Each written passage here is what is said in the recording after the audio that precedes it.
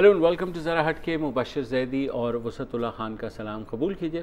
भारत की जानिब से मकबूजा कश्मीर की नीम खुद मुख्ताराना हैसियत ख़त्म करने और आर्टिकल 370 को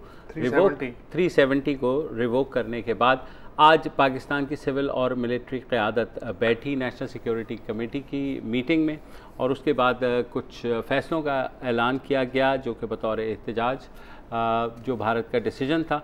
और उन फ़ैसलों में सबसे बड़ा फ़ैसला यह है कि भारत के साथ सिफारती ताल्लुकात की दर्जाबंदी को कम किया गया है, और साथ ही पाकिस्तान में भारत के जो सफ़ीर हैं अजय बसरिया, उनको कहा गया है कि वो मुल्क छोड़ दें, और साथ ही भारतीय हुकूमत को भी इस बारे में आगाह कर दिया गया है कि शायद कुछ और डिप्लोमेट्स भी, भारतीय डिप्लोमेट्स को कहा जाएगा कि वो छोड़ दें। पाकिस्तान के जो सफ़ीर थे नई दिल्ली के लिए, जो अभी तैनात किए गए थे, मोइनुल हक साहब, उनको नहीं भेजा जा रहा अब नई दिल्ली। दूसरा है, बड़ी ख़बर यह है कि तिजारती ताल्लुकात को मनसूख कर दिया गया है पाकिस्तान और भारत के दरमियान। तिजारती ताल्लुकात को पहला धचका जो है वो पुलवामा के बाद फरवरी में लगा था, जब भारत ने 200% पाकिस्तानी मसनूआत के ऊपर ड्यूटी आयद कर दी थी, और उसी वक्त से तिजारती जो हमारे दरमियान ताल्लुकात थे मुतासिर हुए थे। मगर अब पाकिस्तान ने ऐलान किया है कि तिजारती ताल्लुकात मनसूख कर दिए गए हैं।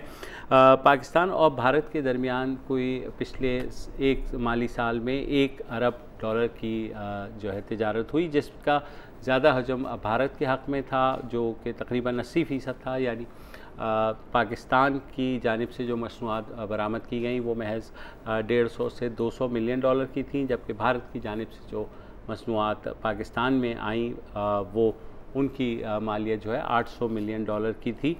तो ज़्यादा नुकसान ज़ाहिर है भारतीय एक्सपोर्टर्स को होगा इस फ़ैसले से। उसके अलावा जो सिविल और मिलिट्री क़यादत ने फ़ैसला किया है कि तमाम दो तरफ़ा समझौतों पर भी नज़रसानी की जाएगी, और ये बाद में बताया जाएगा कि इस बारे में क्या होगा। मामले को अक़वाम मुत्तहिदा में उठाने का फ़ैसला किया गया है, जिसमें ज़ाहिर सिक्योरिटी काउंसिल भी शामिल है, जिसकी करारदादें हैं बुस्र साहब। जी, ये देखिए, जितने भी फोरम हैं वो सब यूटिलाइज़ करने चाहिए, बिल्कुल, लेकिन बहुत कम लोग शायद ये जानते हैं, और ये बात बताई भी नहीं जाती कि अक़वाम मुत्तहिदा की जो करारदादें होती हैं वो उनकी किस्में दो होती हैं। एक होती हैं चैप्टर 6 के तहत मंजूर करदा करारदाद, कि जिनकी नौयत महज सिफारिशी होती है, जिसमें पीसफुल सेटलमेंट पे सारा जोर होता है, मुज़ाकरात के ज़रिए, इंक्वायरी के ज़रिए, सालिसी के ज़रिए, अदालती तस्वीर या ट्रिब्यूनल की ज़रूरत हो तो वो होता है, मुबस्सरीन लगा दिए जाते हैं, तो पीसफुल होता है। लेकिन अगर इसके तहत नाकामी हो तो कोई भी मुल्क जो चार्टर का आर्टिकल 35 है उसके तहत दोबारा सिक्योरिटी काउंसिल में जा सकता है कि बताया कि भाई साहब पीसफुल सेटलमेंट के जो तमाम इंस्ट्रूमेंट्स हैं वो काम नहीं कर रहे हैं, तो अब क्या करना है। तो सलामती काउंसिल नई सिफारिशात मुरतब कर देती है, लेकिन सिफारिशात ही मुरतब करती है। चैप्टर 6 के तहत सलामती काउंसिल को ताकत के इस्तेमाल का इख्तियार नहीं है, अगर कोई बाइंडिंग नहीं कर सकती किसी भी एक फरीक पर। बाइंडिंग जो करारदादें होती हैं या सिक्योरिटी काउंसिल ताकत का जो इस्तेमाल कर सकती है, और तमाम रुकन ममालिक पे जो बाइंडिंग करारदादें होती हैं वो हमेशा चैप्टर 7 के तहत मंजूर की जाती हैं। जो कश्मीर के बारे में करार हैं वो बाइंडिंग नहीं है, वो सिफारिशी हैं। जैसे 21 अप्रैल 1948 को जो सबसे पहली करारदाद मंजूर हुई कश्मीर की, और फिर 57 तक मुख्तलिफ दवार में मंजूर होती रहीं, वो सब चैप्टर 6 के तहत हैं, उनकी नौयत सिफारिशी है। जबकि मैं अगर मिसाल दूँ चैप्टर 7 के तहत जो बाइंडिंग करारदादें हैं, उसमें एक कोरिया के बारे में 1950 में जो यूनाइटेड नेशन की सिक्योरिटी काउंसिल ने करारदाद, जिसमें लाजिम करार दिया गया कि ये जो नॉर्थ कोरिया का एग्रेशन है, इसको रोकने के लिए तमाम वसाइल बुरकार लाए जाएँ।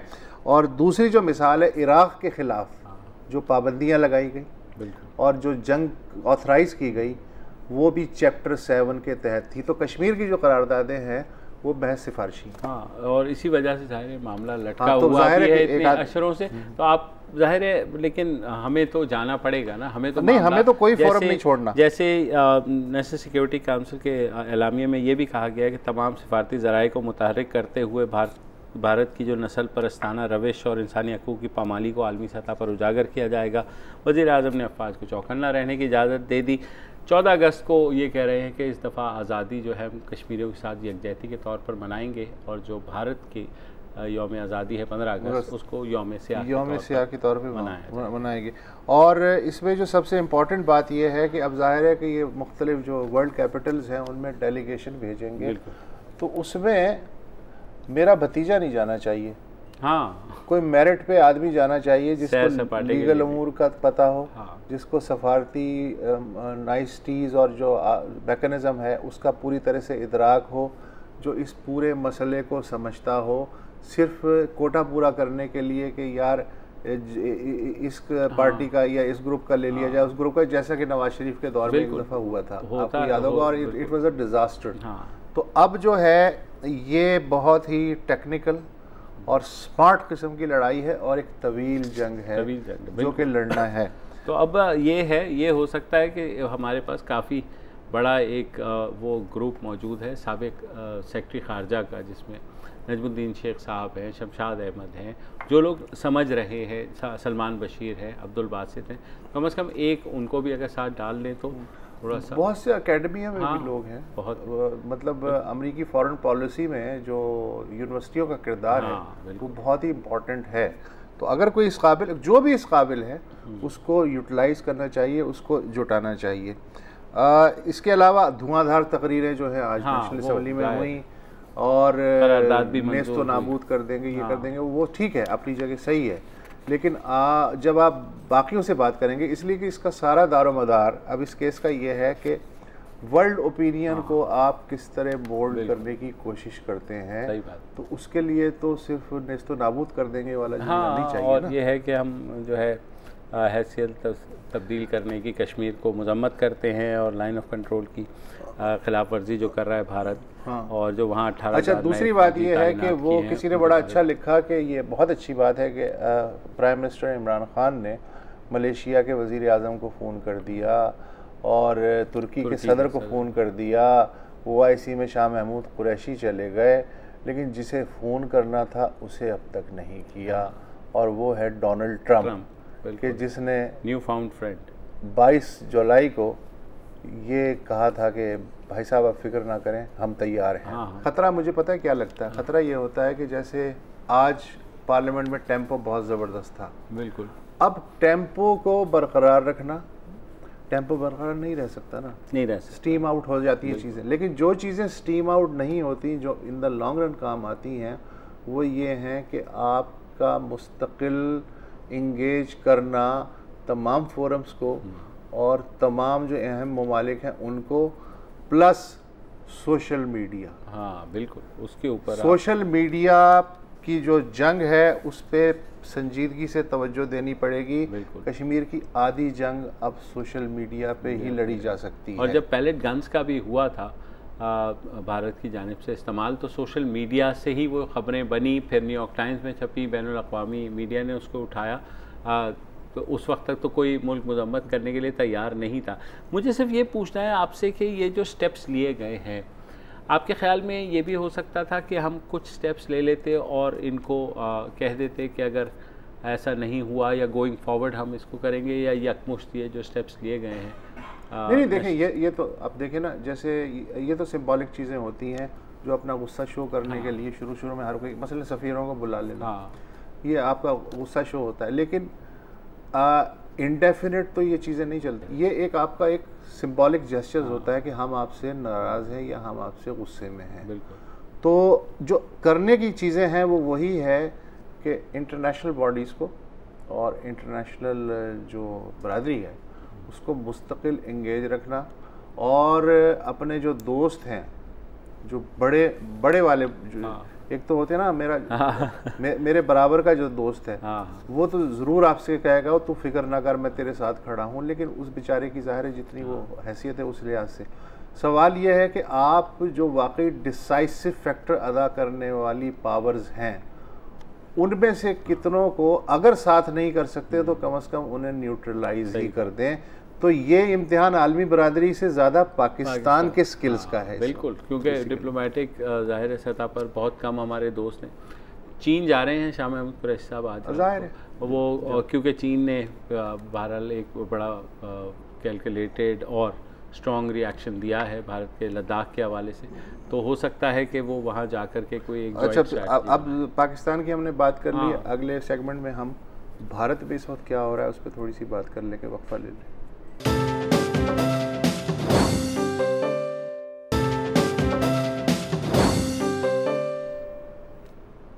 Welcome back. पाकिस्तान जो अपने तौर पे इक़दाम कर रहा है उनका अहवाल तो आपने सुन लिया।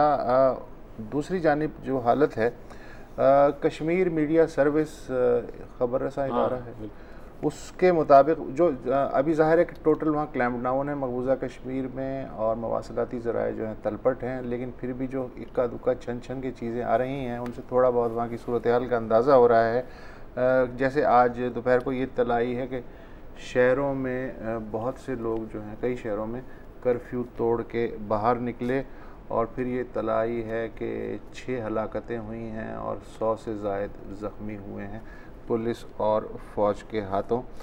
एक सोशल मीडिया पे तस्वीर भी बड़ी गर्दिश कर रही है। भारत के जो नेशनल सिक्योरिटी एडवाइज़र हैं अजय दोवाल साहब, बकौल उस तस्वीर के वो बारामूला में कहीं चाट वाट खा रहे हैं, शुपैया में और मकामी जो कश्मीरी हैं उनसे गपशप कर रहे हैं, बड़े खुश नजर कहा है कि जी उनसे पीस और सिक्योरिटी पे बात करें और पीछे दुकानें सारी बंद हैं, दुकानें सारी बंद हैं। ठीक है भारत, तो इसीलिए तो पीस और सिक्योरिटी है वहाँ। अच्छा, इस दौरान NDTV का एक प्रोग्राम में देख रहा था, NDTV का रिपोर्टर समहाउ उसने मैनेज कर लिया, कुछ शहरियों से उसने बात की, उसमें एक जो बुजुर्ग शहरी थे श्रीनगर में मोहम्मद यूसुफ, उनसे उसने पूछा NDTV के नुमाइंदे ने कि ये जो अमित शाह हैं वज़ीर दाखिला भारत के, ये कह रहे हैं कि कश्मीरी भी खुश हैं हमारे इस फैसले से, तो क्या आप भी खुश हैं? तो उन्होंने जो जवाब दिया वो मैं आपको सुनवाना चाहता हूँ, चलाइएगा। अगर ये आर्टिकल उन्होंने तो आज तोड़ दिया जो 1927 से लगाया है महाराजा हरी सिंह ने, तो 25 जुल्म में कर्फ्यू क्यों? अगर ये खुशी के लिए है कश्मीर, इसलिए मसला हल होगा कश्मीर का, और ये इंडस्ट्री जो गुर्बत है वो हमको जो कहते हैं ये हम नहीं कहते, ये जो पार्लियामेंट में कहते हैं हिंदुस्तान के वजीर आजम या ये बाकी दूसरे, तो मैं कहता हूँ 25 जुल्म में कर्फ्यू क्यों? तो हमको छोड़ो ना, तो कर्फ्यू उनको लगा जिन्होंने वो आपको लगाना है। तो आप कहते हैं कि अगर इतने खुश लोग हैं इससे, तो फिर तो आपको दिखाना चाहिए ना लोग हैं खुश के नहीं, ये तो पता चलेगा जब आप कर्फ्यू उठाओगे। थोड़ी ना ऐसे पता चलेंगे आपने घर घर मिलिट्री रखी, 25 जुल्म में कर्फ्यू लगाई और हिंदुस्तान में या दुनिया में ये खेलते ये कश्मीरी खुश है। तो छोड़ दो, उन्हें बाहर निकाल दो ताकि वो दिखाएंगे वो खुश हैं या नहीं है। मुझे तो लगता है कि इस पे जो है ना वो एंटी गवर्नमेंट वाला क्लिप जो है ना वो चलवा दीजिएगा। अच्छा, दूसरी ये तो श्रीनगर का अहवाल था, जो दिल्ली में अब वहाँ से भी टुकड़ों टुकड़ों में खबरें आ रही हैं।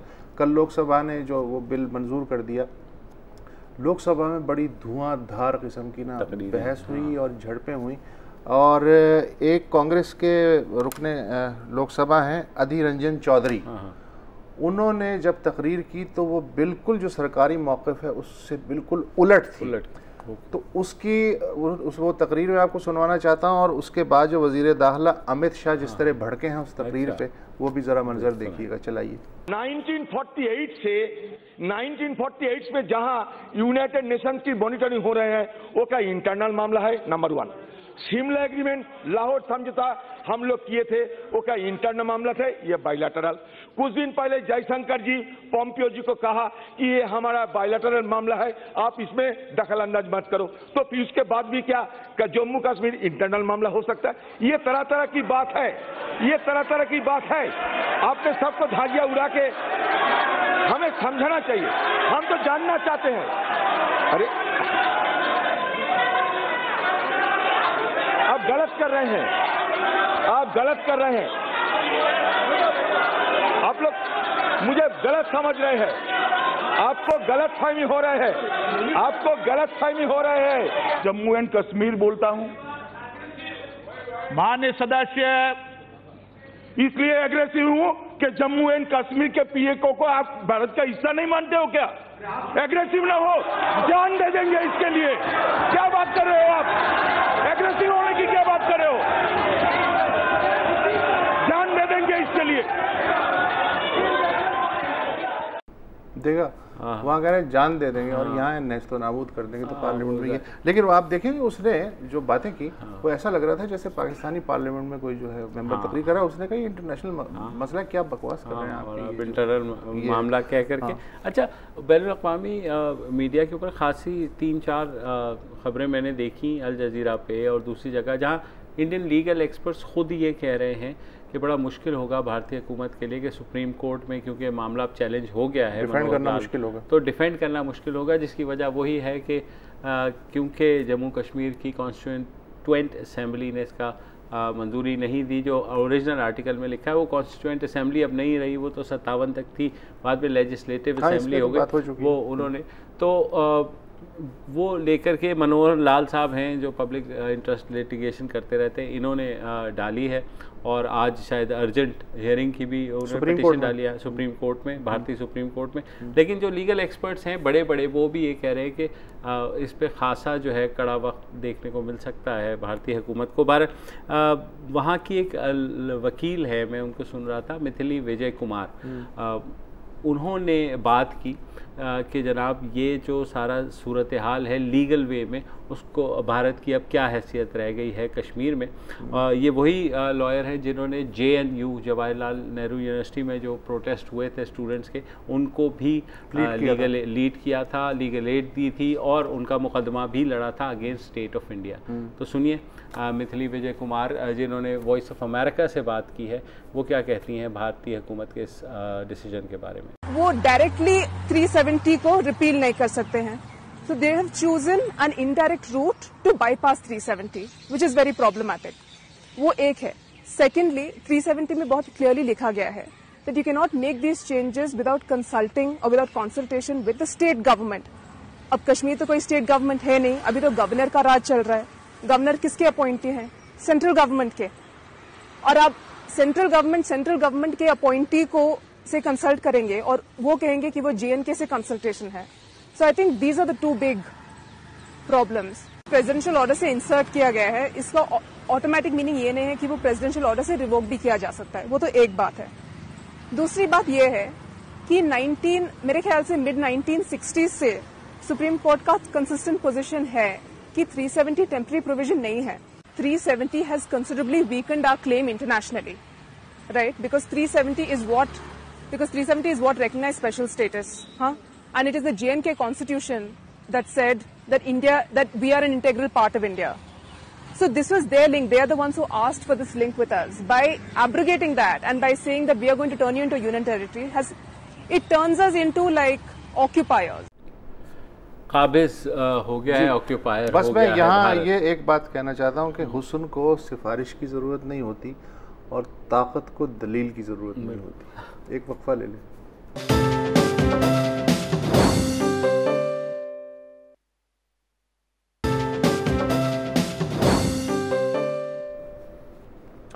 Welcome back. जिस तरह जब बड़ा दरख्त गिरता है तो उसके नीचे छोटे पौधे जो हैं वो दब जाते हैं, उसी तरह जब कोई बड़ी ख़बर आती है तो बाकी ख़बरें जो हैं दब सी जाती हैं। आज हमने कोशिश करके ख़बर निकाली है।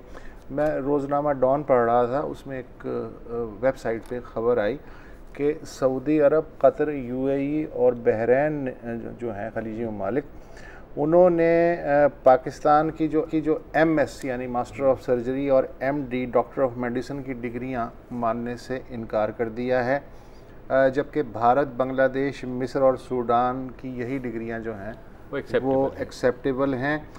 इन डिग्रियों के हामिल अफराद के लिए जामे तरबियती ढांचा यानी स्ट्रक्चरल ट्रेनिंग प्रोग्राम नहीं है पाकिस्तान में। इस बुनियाद पे ये डिग्रियां उन्होंने मानने से इनकार किया है। हालांकि इन डॉक्टरों को सऊदी वजारत सेहत ने 2016 में भर्ती किया था। अच्छा, जब ये ख़बर आई तो association of university physician and surgeon के तर्जुमान है डॉक्टर असद अनवर मिर्ज़ा, उन्होंने कहा जी कि ये जो क्राइसिस पैदा हुआ है कि सऊदियों ने और बाकी ममालिक ने जो डिग्रियां मानने से इनकार कर दी है MD और MS की, इसका ज़िम्मेदार दरअसल college of physician and surgeons Pakistan CPSP है। वो डॉक्टर असद ने कहा कि CPSP का एक वफ़द जो है उसने हाल ही में सऊदी अरब का दौरा किया और CPSP स्पॉन्सर्ड FCPS क्वालिफाइड डॉक्टरों को मुलाजमतों को ज़्यादा से ज़्यादा मौक़े दिलवाने के लिए उन्होंने सऊदियों को गुमराह किया कि जो पाकिस्तान में जो डिग्रियां यूनिवर्सिटियां दे रही हैं वो जो हैं स्ट्रक्चरल ट्रेनिंग प्रोग्राम के बगैर ही जारी की जा रही हैं। तो ज़ाहिर है सऊदी वजारत सेहत ने उनकी बात पे यकीन कर लिया और फिर जो है लाहौर की यूनिवर्सिटी ऑफ हेल्थ साइंसेस के वीसी हैं प्रोफेसर जावेद अकरम, उन्होंने तरदीद की कि यार ये क्या है, 5 साल का एक प्रोग्राम होता है और Pakistan medical and dental council जो है इनको रिकगनाइज़ करती है। ये जो MD और MS की डिग्री याफ्ता हैं 4440 डॉक्टर्स ऑलरेडी पाकिस्तान के मुख्तलिफ इदारों में प्रैक्टिस कर रहे हैं, मुलाजमतें कर रहे हैं। ये सब क्या हो रहा है? तो ये गुत्थी हम टेक्निकल गुत्थी है तो हमारी तो समझ में नहीं आई, तो इसको समझने के लिए हमने डॉक्टर शेर शाह सैयद साहब को जहमत दी है। डॉक्टर साहब thank you so much, short notice पे आप तशरीफ़ ले आए। ये चक्कर ये हो क्या रहा है? अच्छा, पहली बात तो बहुत शुक्रिया कि आपने इस खबर का नोटिस लिया और इस पे आपने बात करने की कोशिश की, क्योंकि इस पे तो बात होती ही नहीं है। और बहुत अच्छा है कि इसके ज़रिए से थोड़ा बहुत पाकिस्तान में मेडिकल एजुकेशन और पाकिस्तान के मेडिकल पोस्ट ग्रेजुएशन और पोस्ट ग्रेजुएशन ट्रेनिंग के बारे में कुछ बातचीत हुई है। अच्छा, ये भी बड़ी दिलचस्प बात है कि आपने बोला कि MS MD इंडिया और सूडान और वगैरह वगैरह जो है वो काबिल कबूल है, लेकिन पाकिस्तान का MS इंडिया काबिल कबूल नहीं है। तो यकीनी बात है इंडिया में FCPS तो नहीं होता है, उनके यहाँ फेलोशिप का कोई प्रोग्राम नहीं है। इस तरह से सूडान में भी फेलोशिप का प्रोग्राम नहीं है, उनके यहाँ है ही है MS MD। कीनिया में कोई फेलोशिप का प्रोग्राम नहीं है, उनके होते ही MD MS है। तो इस फ़र्क को समझना बहुत ज़रूरी है। पाकिस्तान की जो कहानी है पोस्ट ग्रेजुएट ट्रेनिंग की, वो बड़ी दुख भरी कहानी है। पहली बात तो ये कि 10 मिनट में बताएंगे ये कहानी आप? हाँ, बल्कि 2-3 मिनट में कोशिश करता हूँ। पाकिस्तान और मैं जब इस पाकिस्तान और वेस्ट पाकिस्तान दोनों हुआ करते तो उस वक्त एक college of physicist surgeon Pakistan की बुनियाद डाली गई, जिसका पैटर्न डिसाइड किया गया रॉयल कॉलेजेस की तरह से, royal college of option gynae, royal college of surgeon. और उसमें पार्ट 1 एग्ज़ाम होगा, पार्ट 2 एग्ज़ाम होगा और वगैरह वगैरह। और ये एक डिप्लोमा प्रोग्राम है, ये कोई डिग्री प्रोग्राम नहीं है, डिप्लोमा प्रोग्राम है। और डिप्लोमा अवार्डिंग कॉलेज है जो कि एक मखसूस मुद्दत में ट्रेनिंग के बाद आपको फेलोशिप देगा। आप ENT में, आई में, गायनी में सब वगैरह वगैरह बनेंगे। और वो स्ट्रक्चर्ड इस तरह से होगा कि पहले पार्ट 1 का एग्ज़ाम होगा जिसमें तमाम बेसिक हेल्थ साइंसेज होगा, उसके बाद आप पार्ट 2 का इम्तहान देंगे 3-4 साल की ट्रेनिंग के बाद, और आप FCPS हो जाएंगे सर्जरी में वगैरह वगैरह। ये प्रोग्राम बन गया। लेकिन हुआ ये कि उसके साथ पैरेलल प्रोग्राम भी पाकिस्तान में शुरू कर दिया गया। मुख्तलिफ यूनिवर्सिटीज़ ने अपने अपने तौर पर MD MS वगैरह शुरू किया गया, लेकिन उस वक्त कम यूनिवर्सिटियाँ थीं। जैसे अदीब रिजवी साहब ने अपने यूरोलॉजी वार्ड में MD MS का प्रोग्राम पहले शुरू किया और बड़ा स्ट्रॉन्ग उनका प्रोग्राम था। 8-9 साल की ट्रेनिंग होती थी, उसके बाद आप MD MS बनते थे, जिसको कि एक्सेप्ट किया जाता था।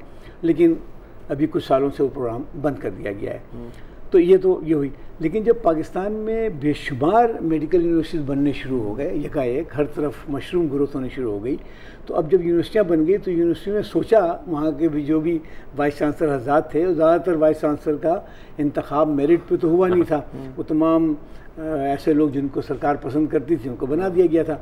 तो उन्होंने अपनी यूनिवर्सिटी को रिकॉग्नाइज करने के लिए यकाएक हुक्म सादर कर दिया कि भाई फलां ब्रांचों में आप MD MS प्रोग्राम भी शुरू कर दें।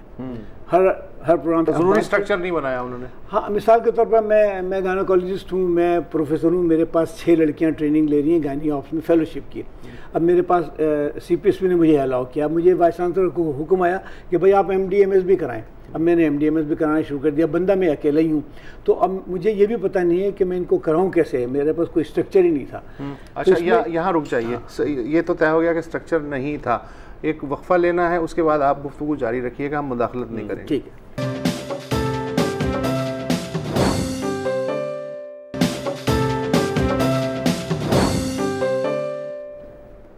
Welcome back. मौजू ये है कि खलीजी ममालिक ने पाकिस्तान के MS और MD डिग्री याफ्ता डॉक्टर जो हैं उनको मानने से क्यों इनकार कर दिया। डॉक्टर शेर शाह सैयद ने बताया कि थोक के भाव से डिग्रियां जो हैं वो जारी होंगी तो फिर यही होगा।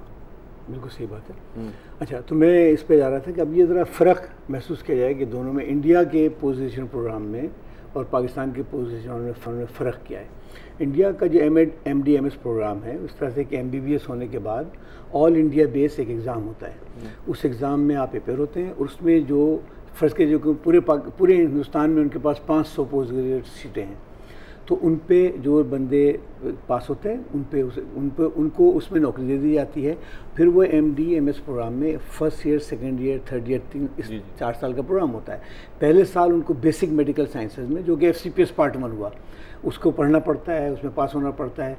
उसके बाद उनकी स्ट्रक्चर ट्रेनिंग होती है। फ़र्ज़ कीजिए कि ENT है या आई में जा रहे हैं, तो उसमें फिर उनको ट्रेनिंग होगी, स्पेशलाइजेशन होगी, उसमें होगा। फिर वो MD MS जो भी बन जाएंगे, तो वो एक स्ट्रक्चर प्रोग्राम के तहत गए और वो उसमें आगे निकल गए। और अच्छा, मुख्तलिफ इदारे हैं और मेरिट की बुनियाद पर, जैसे अबुल कलाम आज़ाद इंस्टीट्यूट जो मोस्ट प्रेस्टिजियस इंस्टीट्यूट है, हर आदमी चाहता है कि वहाँ जाए, सबसे फर्स्ट प्रायोरिटी उसको होती है। अच्छा, तो अब हम क्या करें ये क्राइसिस इसका? अच्छा, अब इसमें 2 बातें। पहली बात तो ये बात मानना चाहिए कि CPSP में इतना दमखम नहीं है कि वो सऊदी अरब और जहाँ जाकर के ये बंद करा दे कि भाई आप कल से फलां को ना लिया करें। वो नहीं सुनते किसी की। वहाँ कुछ और वजह होगी कि उन्होंने बंद किया। CPSP की नहीं सुनेंगे वो। दूसरी बात है कि CPSP के आने से बिल्कुल थोड़ा देर पहले CPSP के जो सेक्रेटरी हैं प्रोफेसर इरशाद वही साहब, उनका स्टेटमेंट अभी इशू हुआ है और उन्होंने कैटेगरी भी कहा है कि हमारा ऐसा कोई डिस्कशन इन किसी मुल्क से नहीं हुआ है और हमने कोई कम्पीट करने की कोशिश ही नहीं की है। हमारा अपना प्रोग्राम है और हमें इस बात की कोई फिक्र नहीं है कि MS MD क्या कर रहे हैं क्या नहीं कर रहे हैं, और हमारा इससे कोई ताल्लुक़ नहीं है। और ये मेरे ख्याल में इसमें कोई शक की बात नहीं है कि उन्होंने ऐसा नहीं कहा होगा। अब मुसीबत ये हो गई है, 2-3 बातें। अब सऊदी अरब का मुझे पर्सनली पता है कि सऊदी अरब में एक सिस्टम ये होता है कि एक डॉक्टर फ़र्ज़ की कि 10 साल पहले अपॉइंट किया उन्होंने और 10 साल के बाद उसकी तनख्वाह एक ख़ास में हद तक पहुंच गई है, तो फिर वो कोशिश करते हैं कि भाई इसकी किसी बहाने से छुट्टी की जाए और नए बंदे ज़रा कम तनख्वाह पे हाजिर कर लिए जाए। उनका सिस्टम है ये। दूसरी बात ये बड़ी अहम ये हुई है कि गुज़िश्ता 25-30 साल में सऊदी अरब ने बहुत मासिव पैसा खर्चा किया है मेडिकल एजुकेशन पर और पोस्ट ग्रेजुएट ट्रेनिंग पर। उन्होंने पोस्ट ग्रेजुएट ट्रेनिंग के लिए पाकिस्तान इंडिया से मदद नहीं ली है, उन्होंने मासिव पैसा खर्च किया है। अमेरिकन ट्रेनिंग सिस्टम को उन्होंने अपनाया है और उनका पूरा post graduate training system American उस पर चल रहा है और उन्होंने मेडिकल कॉलेजेस खोल लिए हैं। बल्कि मुझे ये भी किसी ने बताया है आज ही कि वो इस बात पे भी शक कर रहे हैं कि बाज़ पाकिस्तान के मेडिकल कॉलेजों की जो MBBS की डिग्री है वो भी इस काबिल नहीं है कि हम उसको कबूल करें। और इसमें कोई शक की बात भी नहीं है। हमारे बाद मेडिकल कॉलेज ऐसे हैं जहाँ जिनका कोई मतलब जिस तरह से पढ़ा रहे हैं हर एक को पता है वहाँ की डिग्री क्या होगी। तो उन्होंने सोचा होगा कि भाई अब ये टाइम हो गया है, हमें उनको कुछ लोगों को निकालना है, उन्होंने निकाल दिया। और उनके यहाँ जो ग्रेजुएट तैयार हो रहे हैं उनको भी तो जगह चाहिए। ग्रेजुएट तैयार हो रहे हैं, मुझे यही लगता है। तो इसका मतलब तान बाकी मुल्कों पर भी टूटेगी, क्योंकि पहले पाकिस्तानी ज़्यादा कमज़ोर हैं तो उन पर टूटेगी। उसके बाद शायद बांग्लादेश का नंबर आएगा, उसके बाद शायद इंडिया का आएगा, उसके बाद और अभी भी आप देखें बड़ी दिलचस्प बात है कि अगर आप FCPS हैं और FRCS हैं और अमेरिकन बोर्ड है तो तीनों का अलग क्राइटेरिया है। अमेरिकन बोर्ड की ज़्यादा तनख्वाह होती और ब्रिटिश और यूरोपियन थोड़ा सा कम। और फिर रंग के अपना अलाउंस होता है, उनका अपना अलग ब्लैक का अलाउंस कम होता है, अलग अलाउंस होता है। अच्छा, अब हमारे MD MS प्रोग्राम की तरफ आइए। इसका क्या मकसद है कि हमारा MD MS प्रोग्राम है बेसिकली रिसर्च ओरिएंटेड है। अब जैसे मुझे कहा गया कि भाई मैं जो हूँ MS करूँ, तो मैंने सोचा कि चलो भाई मैं दिमाग के किसी खलिए के ऊपर मेमोरी सेल के ऊपर मैं रिसर्च करूँगा। अब मैंने मेमोरी सेल पर 3 साल किया और कुत्ते का भी मेमोरी सेल निकाला और बिल्ली का भी निकाला और इंसान का भी निकाला। उसके बाद मैं हो गया जनाब PhD हो गया या MS हो गया और MD हो गया। उसके बाद मेरे जानने वाले हैं वज़ीर सेहत, उनसे मैंने बोला भाई तुम्हें PhD हो गया हूँ, तो उन्होंने बोला कि ठीक है आप न्यूरो सर्जन लग जाएँ। अब मेरी न्यूरो सर्जरी की कोई ट्रेनिंग नहीं हुई है। मैं न्यूरो सेल के बारे में तो मुझे बहुत पता है, एक एक डिटेल पता है, लेकिन स्कैल्प कैसे पकड़ते हैं, खोपड़ी को खोलते कैसे हैं, अंदर जाते कैसे हैं, इसकी मेरी कोई ट्रेनिंग नहीं हुई है। अब उसको उन्होंने किसी तरह से PMDC से रिकॉग्नाइज भी करवा लिया कि मैं FCPS के बराबर हूँ, FRCS के बराबर हूँ। तो फिर तो जो हुआ ठीक ही हो रहा है। नहीं, इसमें ठीक इस तरह से नहीं हो रहा है कि कुछ MD MS प्रोग्राम सही भी है।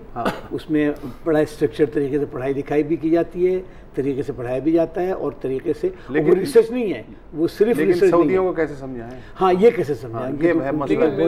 मसला वही है कि उन्हें डॉक्टर साहब फारिग करने हैं दूसरे ममालिक के। एक ये मसला है और हमारे मेयार का भी मसला है। मेयार का मसला है डेफिनेटली। पाकिस्तान के मेडिकल कॉलेजों में जो कुछ गुज़श्ता सालों में हुआ है वो बहुत ही खौफनाक हुआ है। यहीं रुक जाइए। ये मैं ज़ाया नहीं करना चाह रहा, ये मौजू इस पे मैं पूरा प्रोग्राम करना चाहता हूँ आपके साथ। तो फिलहाल डिग्री पे हम इक्तफा कर लेते हैं। ठीक है, बिल्कुल सही है। तो डॉक्टर साहब थैंक यू सो मच कि आप तशरीफ़ लाए और इस स्पेसिफिक जो मौजू है इस पे हमारी रहनुमाई की और हमें नॉलेज हमारा बढ़ा।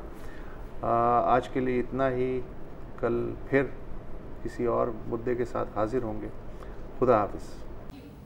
अस्सलाम वालेकुम। अगर आपको हमारे शो पसंद आया है तो प्लीज़ हमारे YouTube चैनल को सब्सक्राइब करें और अगर मुनासिब समझे तो इस वीडियो को लाइक भी कर लें, तो कोई हर्ज नहीं है, और शेयर भी कर लें और कमेंट भी कर दें जी, वरना वो सब ऐसे ही लिखते रहेंगे। और ये जो दोनों कह रहे हैं ये कर लें जी प्लीज़, नहीं तो हमें भी घर जाना है, मैं आपके कंप्यूटर में नहीं रहना 24 घंटे। सही बात।